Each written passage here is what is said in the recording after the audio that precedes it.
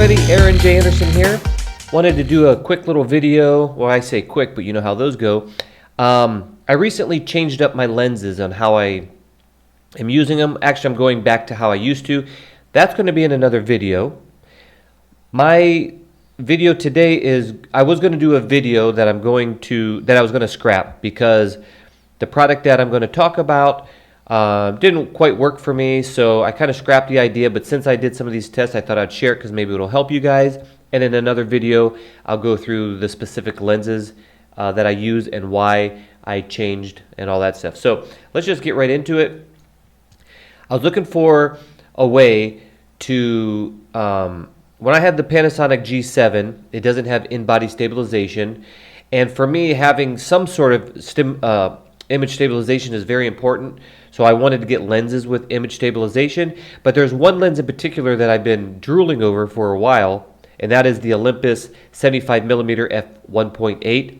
It's supposed to be one of the sharpest lenses, and the micro contrast is great on it, and all this stuff is great about it, but it wouldn't work with I would have no image stabilization. So I started looking into it, and that's why I went with the GX8, because it has in-body stabilization. So now I could use the Olympus 75mm, which is an awesome lens for portraits, and that's why I mainly went with the GX8 to get that lens. I had the lens for a few days, and I compared it with my Panasonic 35 to 100mm f2.8 lens, and the sharpness was really close, which is really good for the 35 to 100mm f2.8 lens. But the bokeh, of course, and the background blur, shallow depth of field on the Olympus was much better.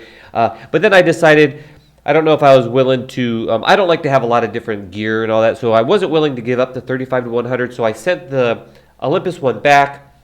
And long story short, I said, okay, how can I get the best low light but yet keep sharp images and all that stuff? And I decided that I'm going to play around with the speed boosters again. A while ago, I used to have some of the Metabone speed boosters, and one of the main reasons why I sold those and went with lenses made for the camera is because I was doing a shoot, and one of the shots, it had to be in this certain direction, and there was ghosting in the image. And ghosting is when you have, well, let's see, when you have a lens on here and you have a piece of glass, let's say, in front of that, what can happen is the light will reflect off of the lens and then, reflect off of the lens and shine on the back of the filter or whatever you have here, and you can see that reflection inside the camera.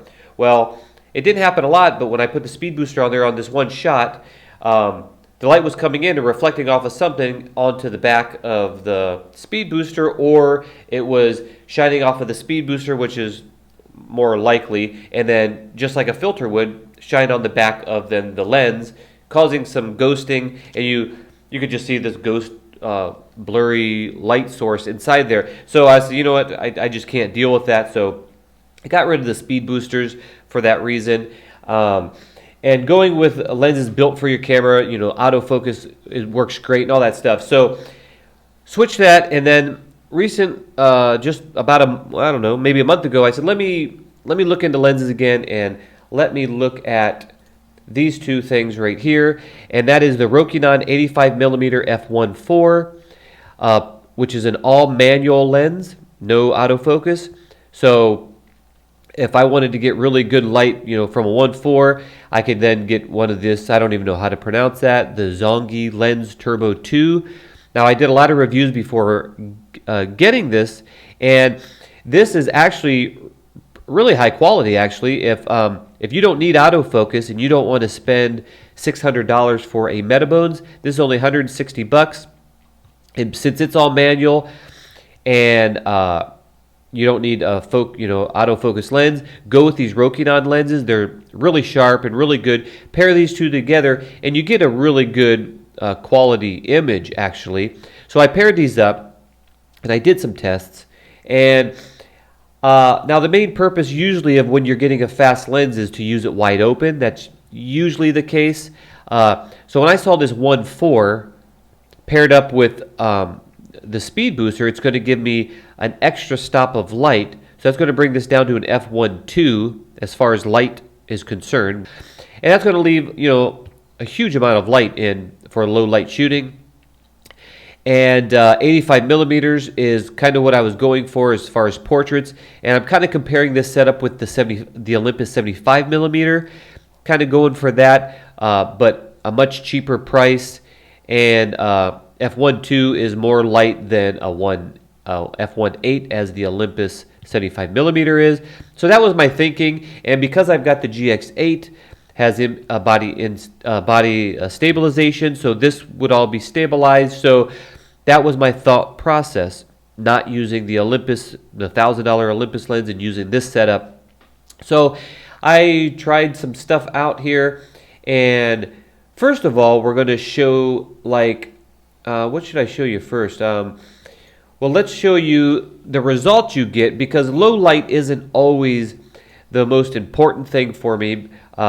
F1.8 is good enough most of the time. I like to use LED panels and other lighting sources when I do video, and flashes when I do photography. So low light isn't that big of a deal, but the depth of field would have been really great on the Olympus. With this setup, it would hopefully be the same. And so I'm going to show you different lenses. First, let's look at this one. This is the Rokinon with well, I gotta take that off. So this is a photo of the Rokinon with the speed booster getting this result here. And if we do the math, let's clear this out. Sorry about my sinuses. They always start flaring up every time I hit record for some reason. Okay, so we've got an 85 millimeter. If we times it, okay, let's see. If we times, let's say we had the Olympus, 75 millimeters times the 2 times crop of the Micro Four Thirds camera, we would have 150 millimeters.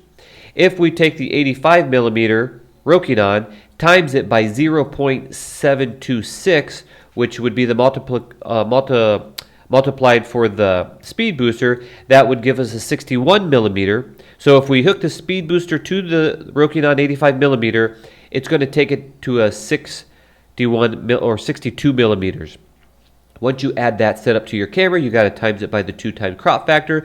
So we're at 123 millimeters. So this shot right here is, again, I don't have the Olympus to do test side by side. I returned it to get this set up. Anyways, so we're looking at 123 millimeters of full frame equivalent. And as far as the f-stop's concerned, we had a 1.4 on the Rokinon. And then once we get 1 stop of light extra on that, I guess that's going to take that to a 1.2. If we do crop that, if we multiply the camera crop, we're at a 2.4 for a full frame equivalent. So we're at 123 millimeters at f2.4, but we're getting light intake of a 1.2. Hopefully that makes sense to you guys. I think that's kind of common knowledge. If you're watching this for the first time, it might not be common knowledge, but that's what we're looking at.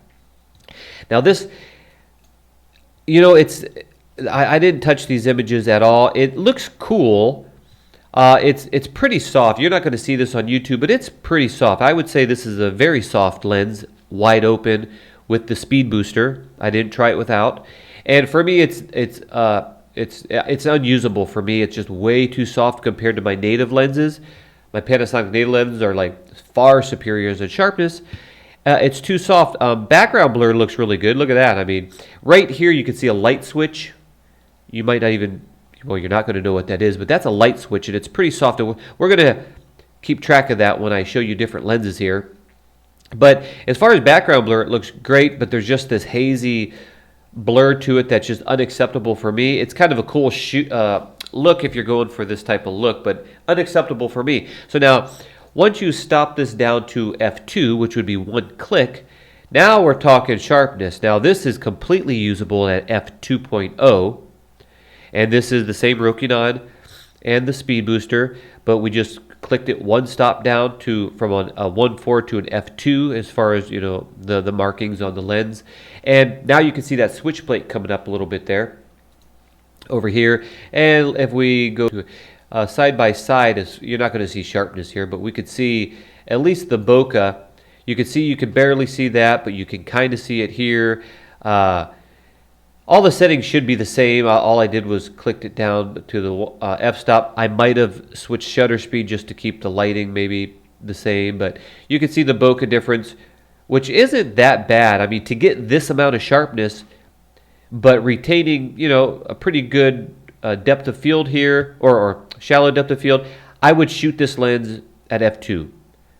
So that's my humble opinion on the speed booster. I wouldn't shoot wide open. But then I was thinking, I don't know if I want to deal with speed boosters after I got this, because I was like, if I can't shoot wide open, then why get it? So I decided to try some other lenses here that I have to see what the background blur would look like. Here is, now this is 85 millimeters, 123 with the crop. This photo coming up here, now this one, it looks darker because this is the Panasonic 35 to 100 millimeter, wide open at f2.8.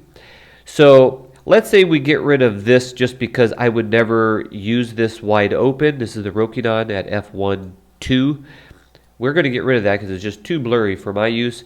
So we will compare that with the 35 millimeter to 100 millimeter, which is a 200 millimeter when you multiply the crop. And just to show you guys this, you zoom to 100 times 2 equals 200. And as far as blurry background is concerned, compared to a full frame, 2.8, that's f2.8 times crop of 2, you're at a 5.6 as far as full frame is concerned. And you can see, it's still blurry, but this is an old clock back here. You could clearly see the dials and stuff on the zoom at 200 millimeters at f5.6. Of course, that's after the crop, wide open, whatever. And this is the 85 millimeter Rokinon with speed booster, and you can see it's much blurrier. I would say that the zoom is good enough if you have the space. Now, to get this shot, I had to back up the whole tripod, and I actually ran out of room. You know what? Is this the right one? I think this is not. I think I've been saying it wrong. Nah, this is at 72 millimeters. Whoops. Sorry, dudes. Where's it at? I've been saying 100. This is 72 millimeters because I'm trying to, sorry. I'm trying to keep the same focal length. Now, when you zoom stuff in on a zoom, you don't know quite where you're at, so I was just kind of guessing. So this is 85 millimeters. This is 72 millimeters. And if you do the math, let's redo that. The f-stop's going to be the same. So if we go 72 times 2 equals 144, and this was 123 after the math and all that junk, and this is what you get. So if you wanted to have the same space and get the most blur out of the 35 to 100, this is what it's going to look like. So what I did was I just zoomed all the way in to get the most blur I can, and that would be this shot here. So now you can see, because I zoomed in, of course I'm zoomed in. I could not physically get the tripod back further. So if you're thinking about shooting with the 100 millimeter, zoomed all the way in, wide open to get the most blur you can, you could do it, but you're going to need a lot of space. As you can see here, this would be a proper photo. These are all done selfies by me too, by the way, using the app. This would be more of a pleasing photo here, where this one might just be too close. You might not be looking for that. Anywho, you're getting the idea of how much background blur you're getting. Let's look at these side by side, the 72. So here's the 70. This is the 35 to 100 millimeter. This is at 100 millimeters wide open. This is at 72 millimeters wide open. I'm going to stop doing the math right now because it gets too confusing here. And you can see, zooming in will give you, a perceived blurrier background, as you can see over here, but you're going to need more space, and it's not that much of a difference. Okay, so let's get rid of those, and we're going to compare the next shot here. Let's see what I got. Okay, this next shot is really close because I physically can't get back far enough. And this is the 14 to 140 millimeter. Now this isn't 2.8, it only opens up to a 5.6. Okay, let me do the math. So 5.6 times 2. We're at f11 as a full frame would show this. And you can see the light switch, of course, we're still comparing with the speed booster and the Rokinon at f1, at f2, which would be an f4 if you want to do the math. And you can see that we're still getting quite a bit of blur on this one, where background blur, whereas even zoomed into 140 on the 14 to 140 Panasonic lens at f5.6, which is wide open, you'll have to zoom really far in, and you'll have to get this same composition, you'll have to back way far up, and I physically didn't have the space, so you're stuck with that shot. Okay, so there's that.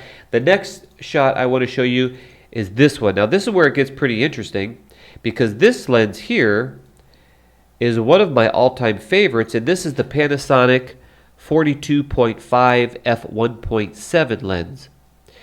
Now the cool thing about this lens is you are at if we do the math, we're at 42.5 millimeters times the crop factor of 2 is 85 millimeters. So you're at that focal length that people like to use portraits. And because I'm at 85 millimeters, and over here on this one, remember on the Rokinon one, I was at 85 times 0.76 for the speed booster equals times the 2 crop factor, 123.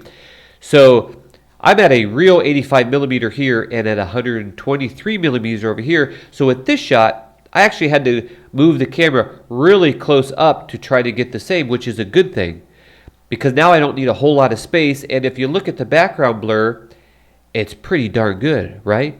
So you can go ahead and get a very, by the way, this lens, where's it at? This lens is really large in comparison with, where's it at? This little thing here is the Panasonic 42.5 millimeter. This thing's so tiny and light, and it has image stabilization. So if you're using a camera like the GX8, you're going to get dual image stabilization. And if you use a camera like the GX85, which is the image stabilization is actually a lot better than the GX8, which I was shocked, but the GX85, you're going to get dual image stabilization. So you can go with that nice little setup, or go with this really heavy full frame lens with this speed booster with chances of maybe ghosting in the future, and completely manual, or just stick with this little Panasonic beauty of a lens, which is way sharper. I don't know if we're going to even see that. This is way sharper. I like the color on this is way better, that I like better anyways. And look at the background blur. I mean, I'm closer. I don't need as much space. It's lightning speed autofocus, light, dual image stabilization. I mean, and over here you don't get none of that. And if you look at the background blur, it's not that much difference. Now, everything's looking bigger over here because it's 123 millimeters, where over here, the compression isn't as great because we're at 85 millimeters. But I find 85 millimeters, like most photographers, to be a really ideal lens to shoot with, because you're getting, you don't have to get so far away. The compression on the face is perfect. You could still get some of that background in there, and it looks great. And it's still blurry at 1.8, which is, what was that? I mean, it's a 1.7 lens times 2, so it's an f3.4 as far as shallow depth of field on a full frame.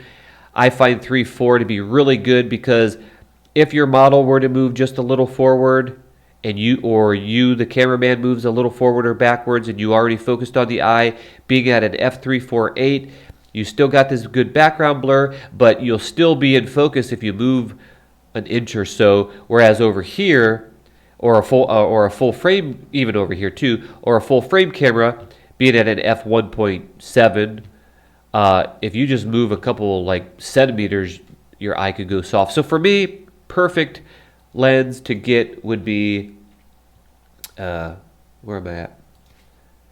Would be this. You're getting almost the same blurry background with all the features I already mentioned. I'm not going to repeat it. So I got rid of the Rokinon and that speed booster because this just beats it. The blur, I don't have to get so far from my subject. And then the Olympus 75 millimeter, my nose is getting really clogged here.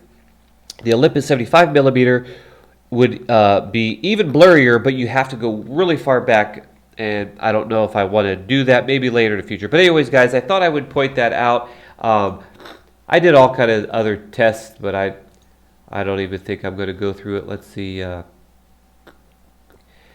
going to have to go. My sinuses are getting really bad. I don't know. That's it, guys. I don't want to carry on anymore. So I don't know if that helped you guys. If you guys were deciding on getting the Rokinon and the, whatchamacallit, where they at? Boom. And boom. If you're thinking about getting those, maybe you want to think twice about it because, in my opinion, the Panasonic native lens is far superior in every way. So, anyways, guys, talk to you later. Aaron J. Henderson. Bye-bye.